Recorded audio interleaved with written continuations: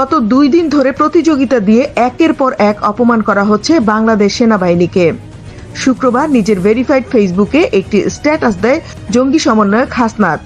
সেখান থেকেই শুরু হয় বাংলাদেশ সেনাবাহিনীকে অপমান করা।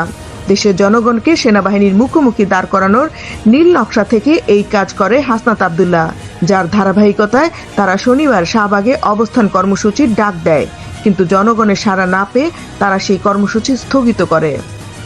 অন্যদিকে হাসনাতের এমন উস্কানিমূলক পোস্টের পর থেকেই সেনাবাহিনী সারা দেশে চোখে পড়ার মতো অবস্থান নেন।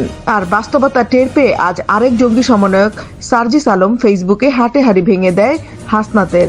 তিনি তার পোস্টে লিখেন, হাসনাত সেনাবাহিনীর সাথে যে সাক্ষাতের কথা বলছে সেদিন সার্জিসও ছিল সেখানে এবং ক্যান্টনমেন্টে তাদেরকে ডাকা হয়নি, বরং তারাই নিজ থেকে সেনাপ্রধানের সাথে সাক্ষাৎ করার আগ্রহ প্রকাশ করে দেখা করার সময় নির্ধারণ করে।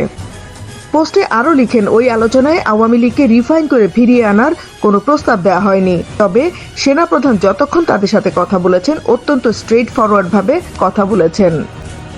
পোস্টের এক পর্যায়ে সার্জিস হাসনাতের সমালোচনা করে লিখেন, হাসনাত যেভাবে তার পোস্টে পুরো বিষয়টি প্রকাশ করেছে বাস্তবে ওইরকম কিছু ঘটেনি, আর এ ধরনের আলোচনার বিষয়ে হাসনাতের প্রকাশ্যে কিছু বলা ঠিক হয়নি।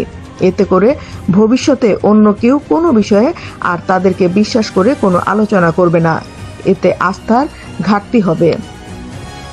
রাজনৈতিক বিশ্লেষকরা বলছেন, হাসনাতের এমন পোস্টের মাধ্যমে বাংলাদেশের অত্যন্ত গুরুত্বপূর্ণ প্রতিষ্ঠানকে জনগণের মুখোমুখি করার চেষ্টা একটি অপরাধমূলক কাজ।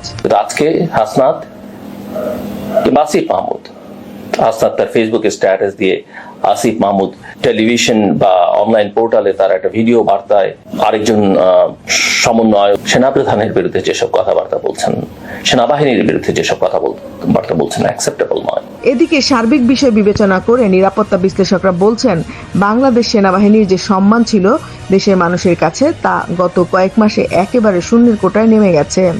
সেনাবাহিনী যদি এখন তাদের ন্যূনতম সম্মান ফিরে পেতে চায়, তাহলে এই প্রতিষ্ঠানকে অপমান করা প্রতিটি ব্যক্তিকে গ্রেফতার করে মিথ্যা তথ্য ছড়ানোর জন্য বিচারের কাঠগড়ায় দাঁড় করাতে হবে। Desk report, বিবাংলা.net।